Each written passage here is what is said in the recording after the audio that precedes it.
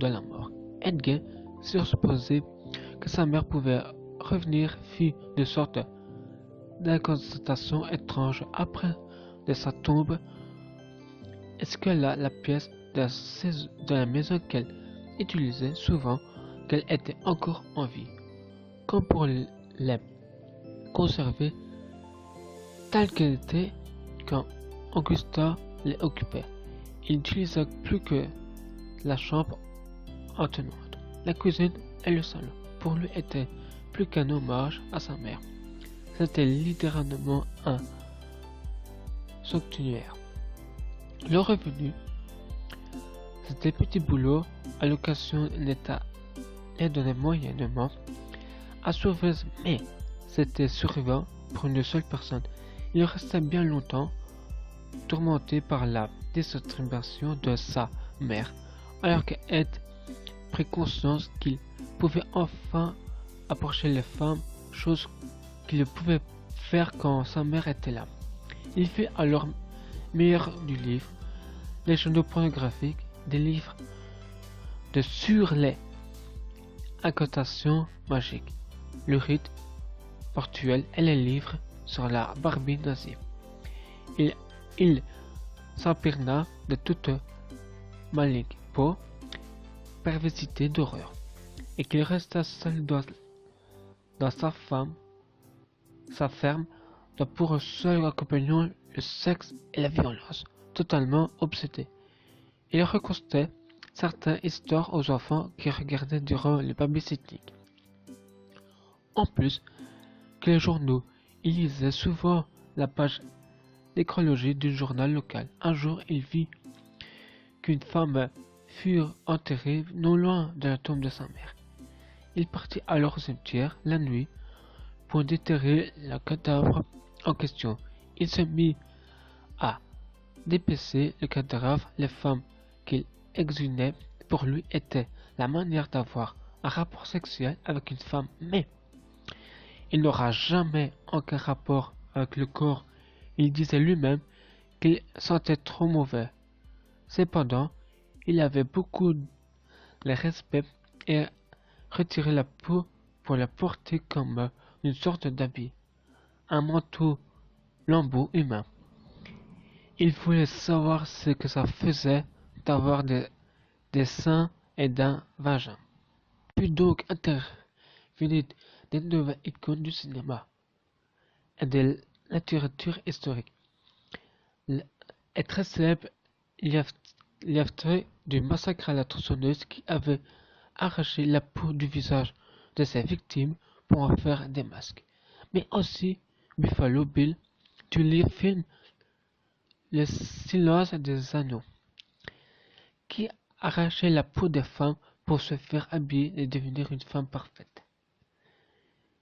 Il débutera une collection de morceaux de femmes, car Ed jugera que les femmes avaient un certain pouvoir sur les hommes de la part de leur attirance sexuelle.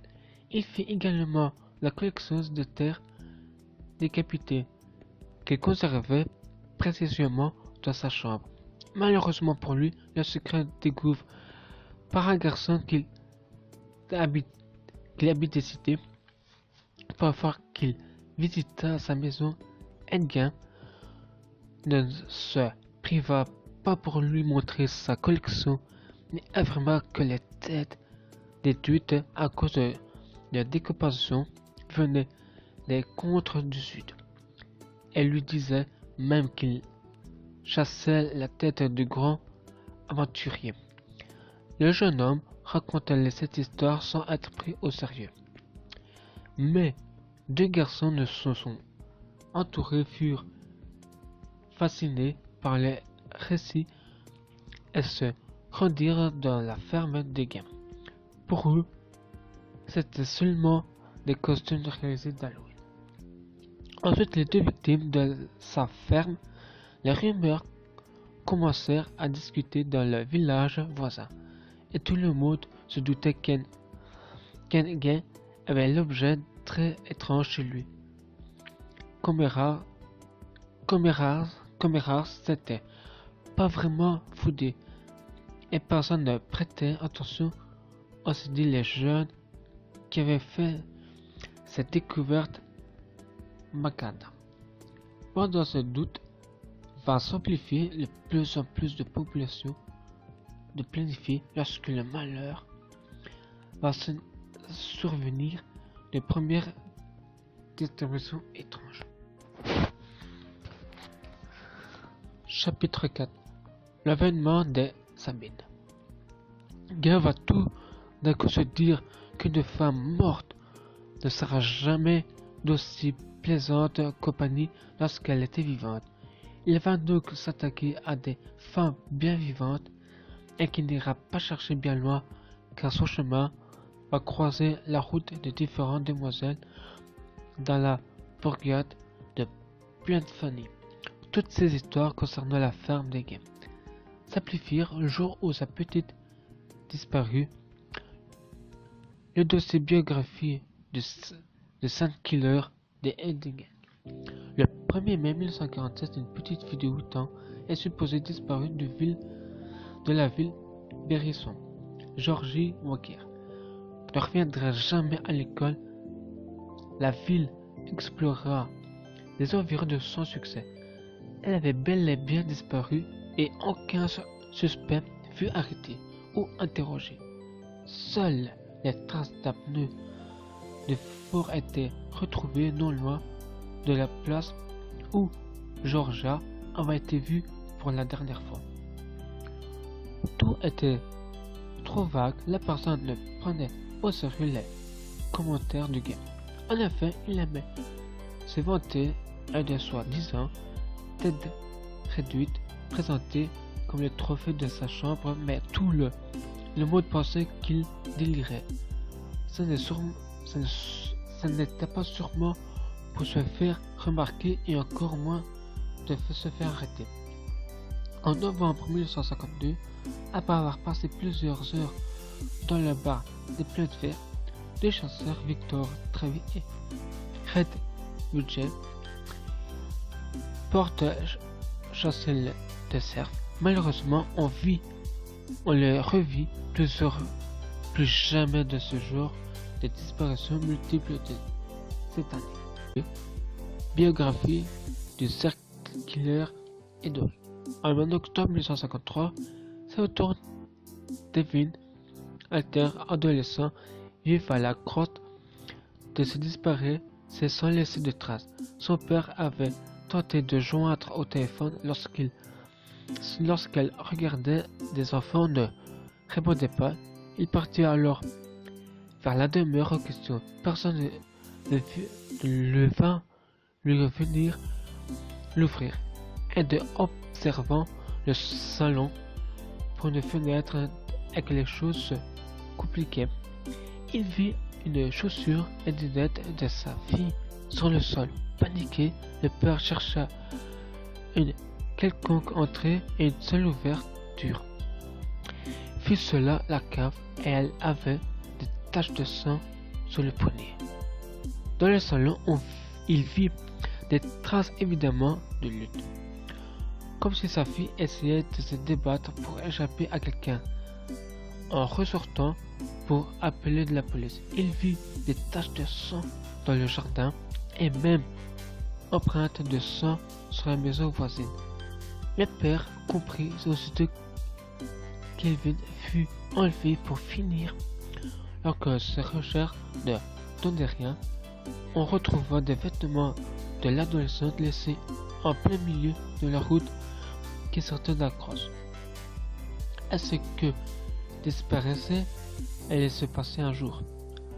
Le 8 décembre 1954, Marie Hogan, telle qu'une Tarvin est dans leur comté voisin, à Pencroff, disparaît à toutes les policiers affirment plutôt que c'était un meurtre et découvrent les traces du sang sur le sol de Tarvin et qu'une traînée rouge qui menait jusqu'au parking et le cartouche de fusil vide avait été laissé sur le sol. Quand ils virent rien qu'avait été volé et que la caisse enregistreuse était pleine et qu'ils ont conclu que le mobile était autre que l'argent, que c'était bel et bien un meurtre. Cependant, un détail particulier chamboula l'enquête en cours. Des passants s'ouvrent un homme rôdé, souvent autour de la taverne, et il commençait. Gain affirma même qu'elle n'avait disparu qu'elle était dans sa ferme. Et son ami Elmo, qui aimerait d'ailleurs rappeler que Hawa et Edward, qu'il avait souvent confisqué que s'il a pris le commentaire de Gain pour une bague. On peut remarquer, malgré les remarques d'Edward, personne ne prenait vraiment au sérieux. Va-t-il donc s'arrêter là? Dans ses biographies du serial killer Ed Gein, le 16 novembre 1954, 3 ans plus tard, une nouvelle disparition afflia la peur à pleine fière. Bénéfice pour elle.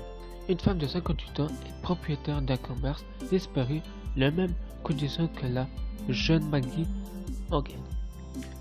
Une cartouche vide et des traces de sang furent laissées sur le sol, mais cette fois-ci, la caisse enregistreuse avait disparu. Une nouvelle fois, un témoin avait vu Ed tourner autour du commerce peu de temps avant de présumer disparition. Le fils de Bernice et adjoint du shérif avait aussi vu la vieille en train de parler à la mère de Béatrice, lui demandait ce qu'il pouvait sortir sa fille. La mère avait plutôt refusé l'une dernière chose cotisant les doutes, une facture pour de l'antigène. Eleanor d'Edward Gein était trouvée dans le commerce. Plus d'aucun doute, Gein était désormais le suspect potentiel de cette disparition, mais pas des autres. L'adjoint altère. Donc le shérif compte pour aller interroger Gein. Il se dirigeait à sa ferme, mais le seul occupant n'était pas là. Donc le shérif chasse et le shérif adjoint Speck partait vers la boutique de la tante du cousin de Gein. Là où il était souvent, il le retrouvait certain de chercher sa camionnette avec ce cousin. Les forces de l'ordre lui démonteraient à raconter sa journée, mais en lui demandant de répéter encore une fois, Chas rendit compte que le récit ne collait pas, car il faisait beaucoup de contradictions et d'erreurs entre les deux récits. Mais l'erreur la plus fatale fut l'affirmation de la mort de Béatrice. Edward était accommodé contre lui, et comme les places de films policiers comptables et dénoncés de lui-même sans le vouloir, car les policiers n'avaient pas encore dévoilé le nom de la victime. Ed Gein fut aussitôt arrêté et le shérif Schlien porté à la ferme de Gein pour élucider le mystère. Des découvertes du shérif dans la ferme furent terrifiantes et surprenant de nombreux films d'horreur. Cette vidéo se touche à la fin, n'oubliez pas de liker, commenter et partager si ce n'est pas encore fait, et abonnez-vous. Moi je vous dis à la prochaine, ciao.